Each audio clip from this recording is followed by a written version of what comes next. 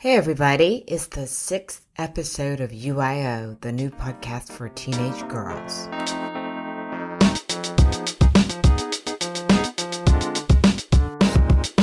Hugs to everyone and thank you for joining UIO, the podcast for teenage girls. It is for you and about you inside out. I am Sonja Lewis, your host. Today we're talking about mind matters, including what it means when natural feelings such as sadness do not go away. It can happen to anyone, but recent research shows that teenage girls are more at risk to mood disorders than boys. What does it all mean? To shed some light on the matter is the dynamic duo mother-daughter team, Dr. Jane Goldberg and her 23-year-old daughter Molly. Jane is author of 8 books, and Molly is currently studying to become a psychoanalyst. Let's hear what they have to say about why the mind really matters. Welcome, Jane and Molly. And thank you both so much for agreeing to do this particular podcast on the mind. I'm so excited to have the mother-daughter perspective. You not only bring a wealth of professional experience, but also the personal side too. You know, emotional health is a tough topic, mainly because it's so evasive. It's internal, not external, like a physical health issue. And I think that's one of the reasons why it's so hard to identify and then deal with. And of course, another reason is the stigmas associated with mental and emotional illness. But Jane, having spent your professional life helping people sort out emotional problems, I know you've got lots of advice for us today and some great suggestions for teenage girls and their parents and guardians. And I know, Molly, you're going to be able to give us some insight from a young woman's perspective as well. But I want to back up here and talk about this disparity between teenage girls and teenage boys when it comes to mental health. I read some research from the Child Mind Institute, which says that teenage girls are more at risk to mood disorders than boys.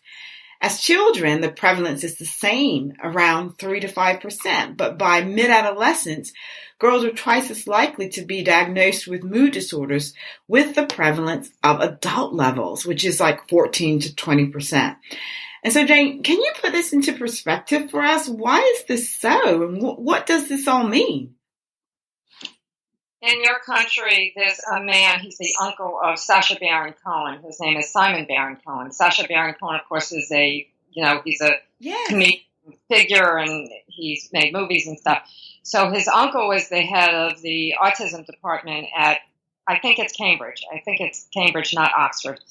And he did research on 1-day-old babies, 1-week-old babies, 1-year-old babies, and he found from day one, boys, there is a gender difference.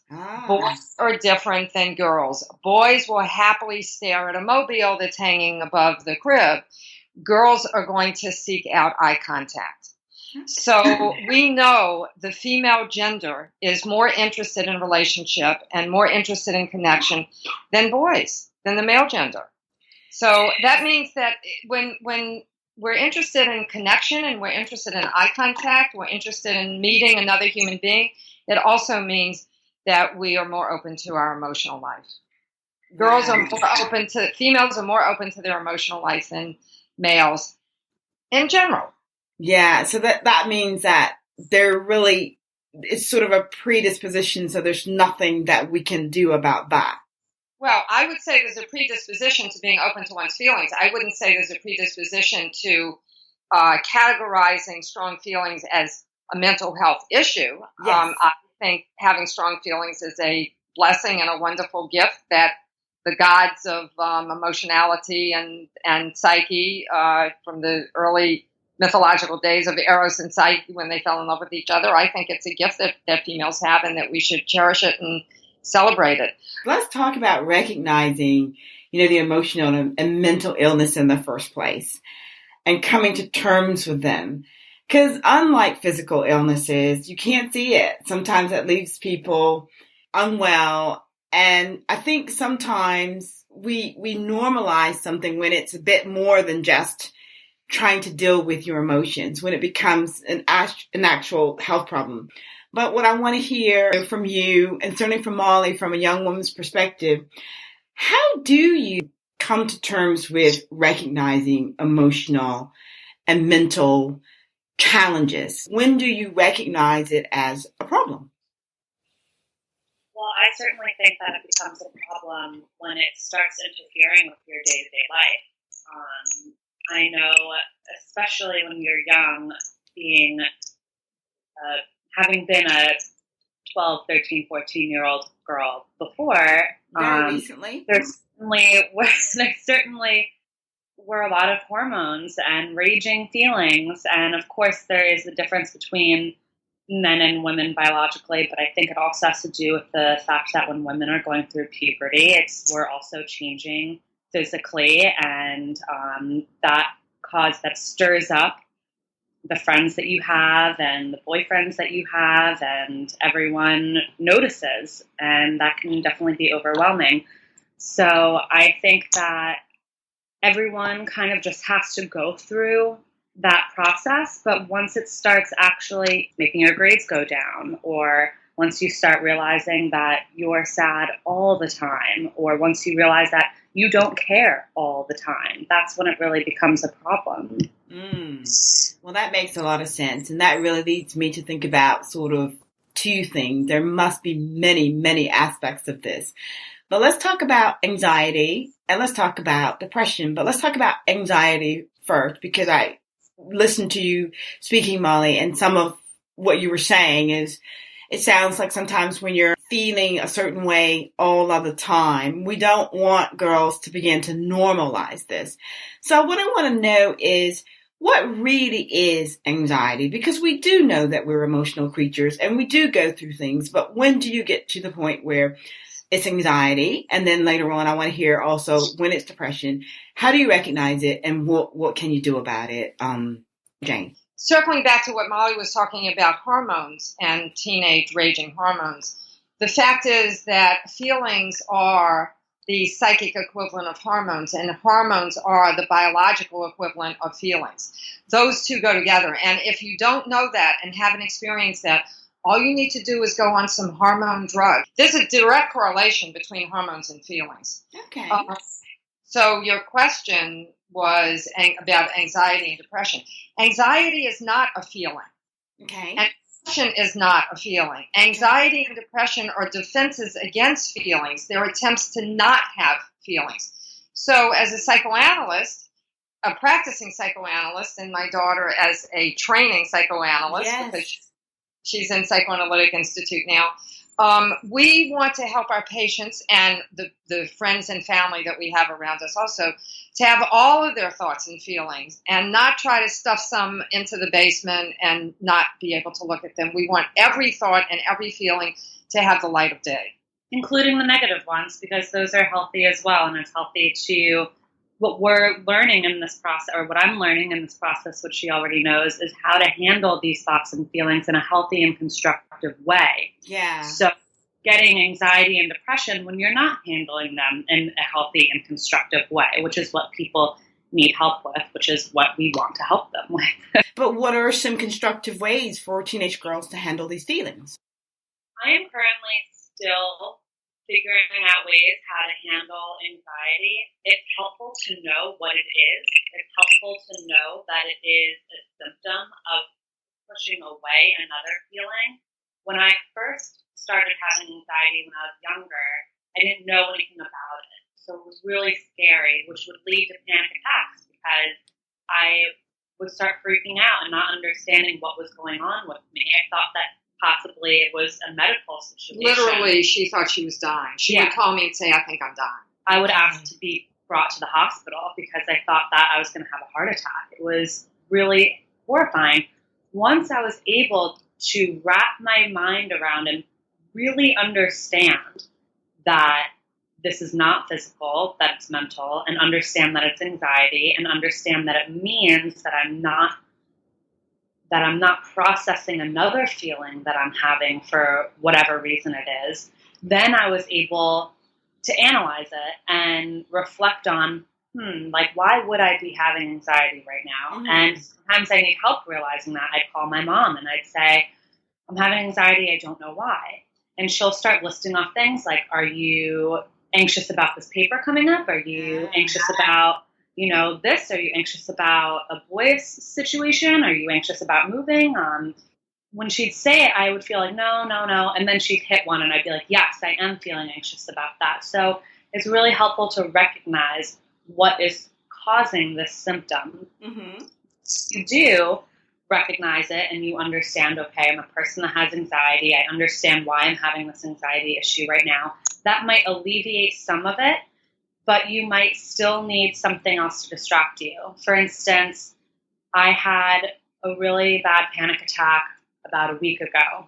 And I knew that it was because I was in a situation that I wasn't comfortable in. I was sleeping in a home that I didn't know. I was traveling. It was a lot. It was very overwhelming and overstimulating for me. And once I recognized that, I felt better, but I still needed something to calm me down. So I've found that writing really helps me. Okay. I'll just type on my phone or type on my computer until I can just fall asleep. Yeah. So everyone needs to find their thing that will help them, whether it's strumming on their guitar, writing, painting something, maybe just playing a game on their phone. They need a distraction to help them realize and calm down and understand that everything's going to be okay. Yeah, I mean, that's really good. Jane? I'd like to say a word about distraction as a very useful psychic mechanism. So there's a study that was done about 50 years ago called the marshmallow study. It exhilarates the value of distraction. So the researchers, they had some children, like 4, 5, 6-year-old children, and they said to the children, here's a marshmallow. Would you like a marshmallow? And so the children would say, yeah, give me a marshmallow. Sure, great. And then they would say, you know what? We're going to go out of the room, but we're going to come back. And if you want to wait till we get back, we'll give you another marshmallow. And they studied the children to see who was able to delay the gratification of eating the marshmallow and who wasn't, who had to, glomp it down right away. And they studied those children for the next 40 years, I think this study has been going on, 50 years. And so they followed them all through their lifespan. So these are now obviously people probably around my age now. The children that were able to wait for the second marshmallow did much better in every aspect of life, every life stage. They had better marriages. They had better success in business, greater satisfaction in life. When they asked the children, well, what enabled you to be able to wait? The answer was distraction. And they did the kinds of things that Molly was talking about. They'd start playing, they had crayons, they'd start drawing, or they'd start, daydreaming, looking off into the sky. And that's really great. And I think the key point is that, first of all, as you said, recognizing it for what it is. And then whatever it is for you, that practical thing that you can do to sort of manage it. And I think that's really, really key. What about depression? How can girls recognize when they're going down that road, and what can they do about it? So Freud wrote a piece called Mourning and Melancholia, and what he wanted to distinguish between was a feeling of sadness that is a normal. Suppose somebody dies or you break up with someone. This is a normal grief process that you go through. Yeah. Melancholia is when you hold on to it and you don't recover from it. And recoverability, I call it bounceability actually when I give talks. This is key to the mind and the body. If you don't have bounceability, recoverability, resiliency, then nothing gets repaired. And when you stop being able to repair your psyche, repair your body on the cellular level, when you don't have enough voltage in your body to create new cells, to repair old cells, injured cells, then you begin the process of dying, because our bodies and our minds and our psyches and our spirits need constant renewal, rejuvenation. So melancholia is when you are stuck. It's like, the old tapes that we used to have. We have digital now, but those old tape things, and they would get stuck in a feedback loop, and it just played itself over and over and over again, the old, record players. That's what happens with melancholia. So the beauty of this practice that I engage in, called psychoanalysis, is that the instruction to the patient is, tell me all of your thoughts and feelings. Tell me everything. Tell me put all of your thoughts and feelings into words. Tell me what it is that you want me to know. So what you're trying to do is encourage the person to say everything.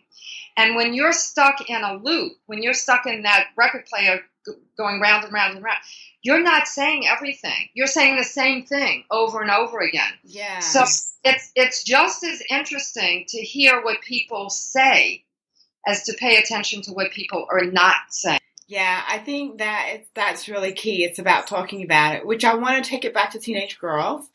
And I want to say, ask Molly, that's difficult sometimes to talk to the adults in your life, to talk to the people around you about what it is that's making you sad or melancholy. What are some of the tips or things or that girls can do to make it easier to have those open up communication with the important people, with their families? Ultimately, what helps a teenager to feel comfortable talking about her thoughts and feelings is having someone, whether it's a mom or a guidance counselor, a sister, an aunt, but having someone that welcomes all of her thoughts and feelings. Yeah. And maybe it's a question, not so much as for what can a girl do, but for the adults around girls. What can they do as well to become more open to listening to what their daughters, their nieces have to say, whether it's great or not so great, but listening. You asked earlier about signs, and how does a parent or an adult decipher that something is going on with their child? So you look at behavior.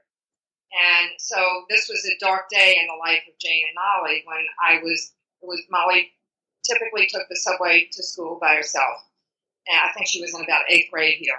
And I was out, I think I was going for a run, and I saw her walking ahead of me on the street. And she should have turned left to get to the subway and then gone into the subway entrance. Yeah. So I just followed her without her knowing that I was right behind her. And she didn't go down into the subway.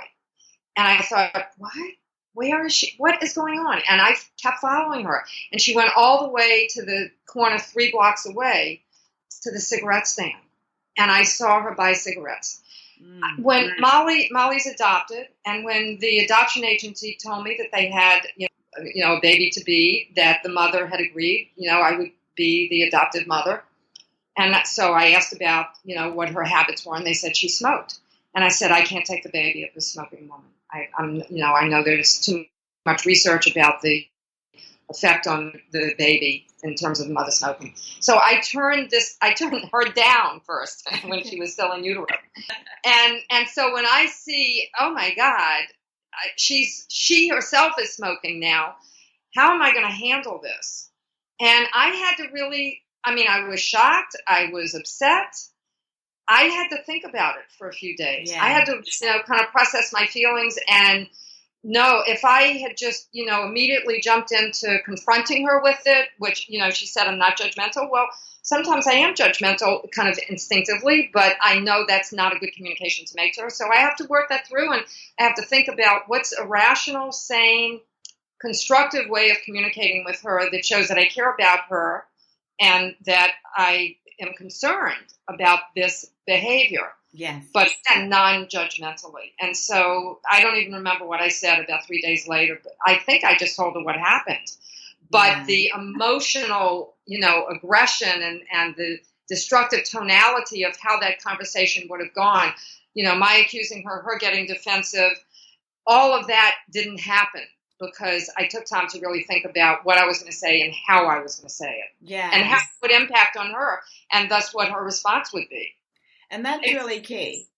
Molly? Exactly. And if she had, and there's been multiple times where I've done something that really upsets her, and had she have jumped down my throat and attacked me and made me feel horrible about my decisions, I wouldn't feel as open and comfortable to tell her when something is really wrong. Yeah. When I am feeling in a depressive state, or when I'm feeling exceptionally angry. And everyone goes through those periods of time where you might just be really angry for a couple of weeks, or maybe a couple of months, or maybe a couple of years, and you need to be able to talk to someone about it. So luckily, she was someone that I felt comfortable telling all my thoughts and feelings to.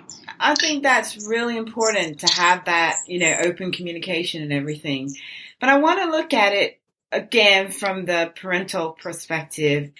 During those teenage years, those boundaries and that understanding that, you're going through a time of discovery, you're going through the raging emotions and so forth and so on.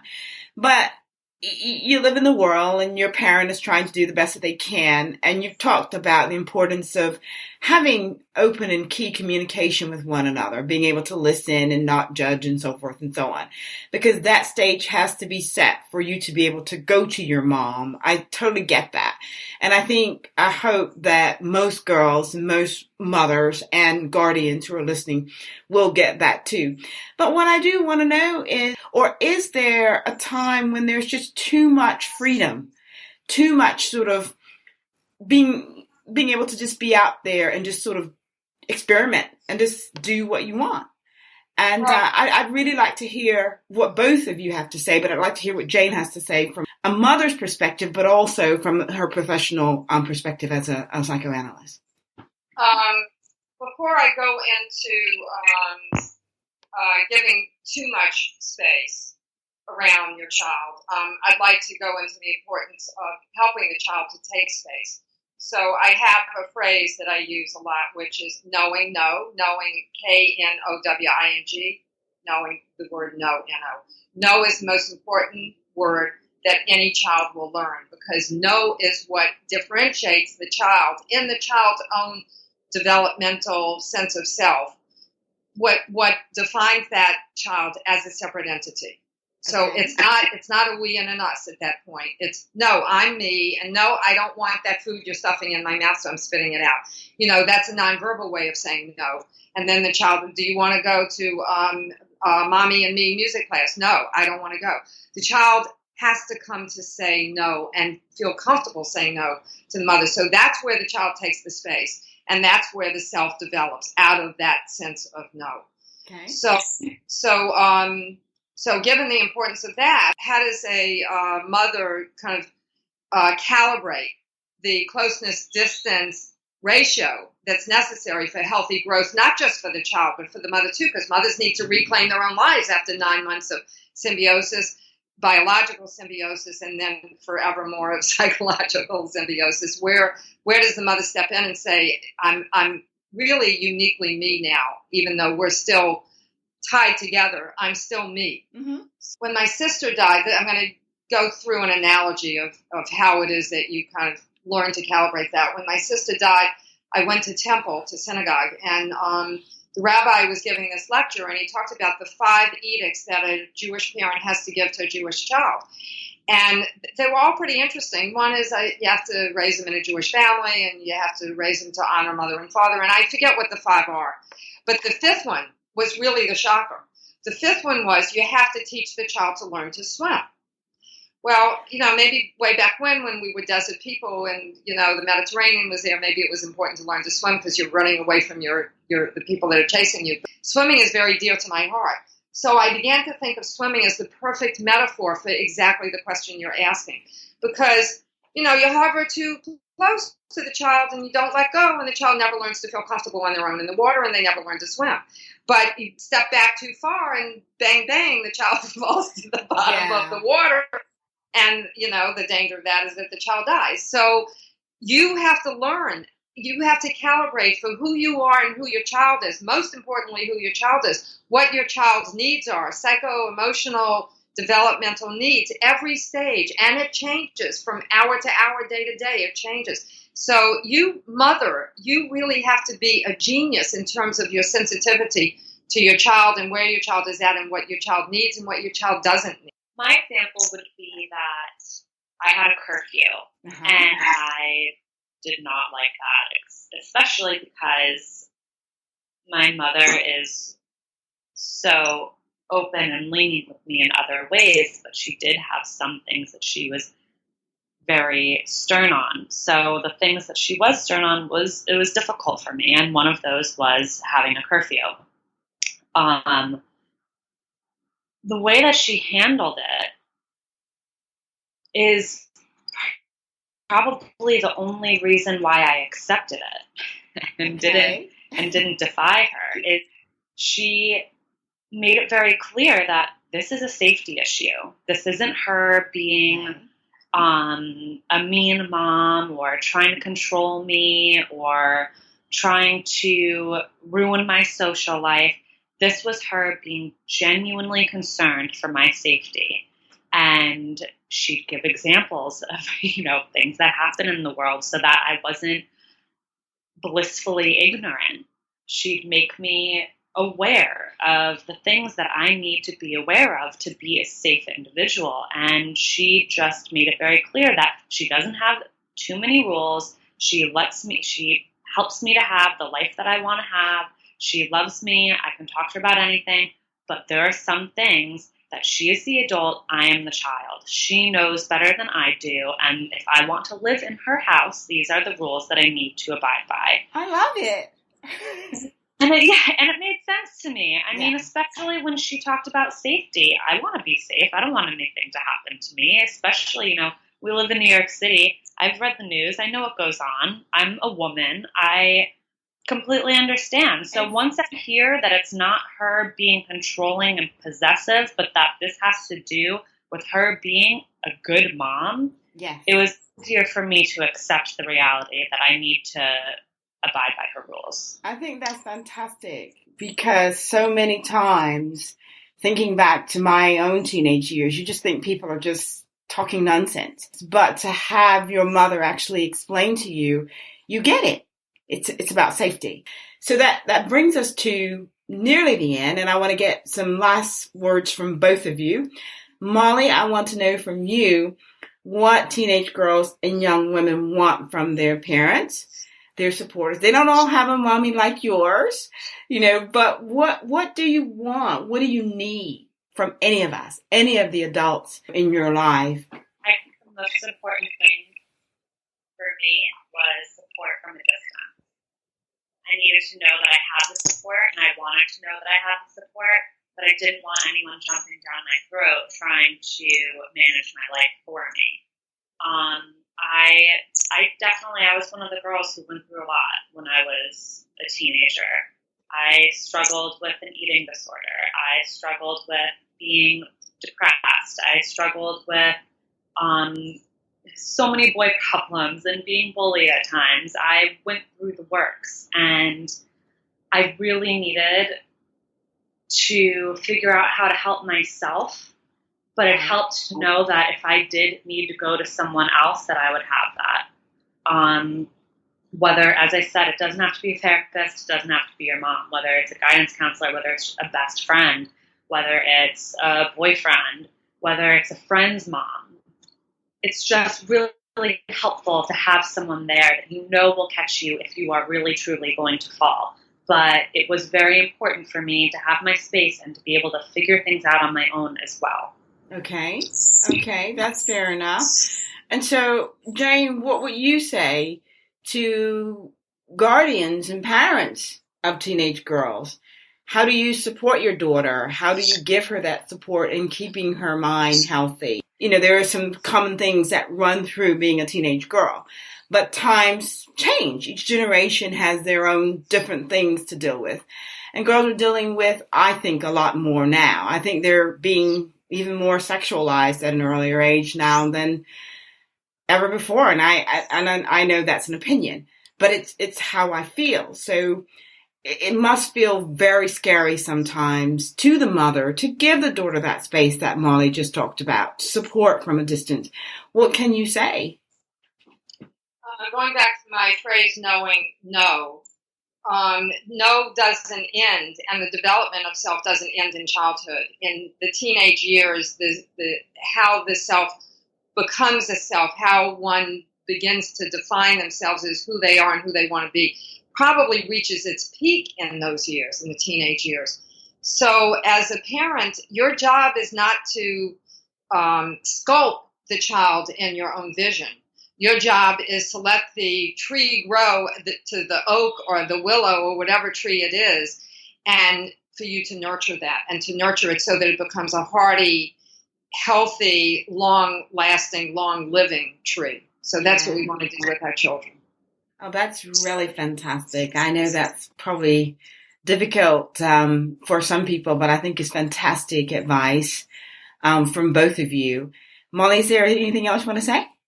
Yeah, I just want to reiterate, kind of bring back up what my mom was saying before about, because this really applies to just the situation, of just still having those boundaries, though. You know, when you do realize if your kids' grades are slipping or they're not showing up to school, that's when you do need to intervene. Yeah. So there were times I wasn't doing well in school for a while. I no longer had an option of doing my homework on my own. My mom brought in a tutor to make sure that I was doing my homework every day because I just wouldn't do it. There were points where she needs to be a mother, and she did do that. So it's tracking your child as they grow and understanding at what points they need to be present and what points they need to set those boundaries and what points it's okay for them to just step back and let them figure something out on their own. You know, one thing that we didn't bring up, you both have demonstrated it beautifully, but I want to give you the opportunity, myself the opportunity, and the audience the opportunity to just hear briefly. You both you're working so well together. So what are you doing together? Tell us. What aren't we doing together? I mean, I moved back to the city to be closer to her. So you've got this, are you going to do like a mom-daughter column together? You know, like a... Yes, please, every listener. Yeah, we would really love to. Find us a venue. That's exactly what we want to do. And thank you so much for giving us this opportunity. Yeah, well, you've demonstrated it beautifully, so I think you should start it right away because it's been fantastic talking to you both. And it's just been some fantastic advice for girls. Fabulous. We had a good time today, Sonja, so we're happy to do this anytime you want us back. Okay. Well, thank you both so much. That is a wrap for UIO, Your Mind Inside Out. What a great team. Wonderful straight talk. To ask Jane and Molly questions, send them to info@sonjalewis.com and I will get them answered and up on our webpage. Meanwhile, thank you girls for listening, and thank you God for the opportunity to do the show. Today I want to give thanks for sound psychological and emotional well-being and acknowledge the mind's relevance to good health altogether. Therefore, I want to pray that girls everywhere will discuss their feelings openly and honestly, no matter how negative, with a view to manage anxiety and depression. Also, I pray that the adults will listen to girls and have helpful conversations with them for the sake of good mental and emotional health. I ask these blessings in the name of Jesus Christ. Amen. Tune in 2 weeks for some straight talk on values. I'll be hanging out with the fabulous Jenny Garrett, author of Rocking Your Role, who talks about the importance of values in school, family, and beyond school. Join me then. Until then, hit me up on Twitter @Sonja Lewis, Snapchat, Instagram, Facebook, onthisandthat.co.uk/UIO-podcast. Tell me what you want to hear about right here and send your questions for Jenny too. Take care of you inside out and remember it is you.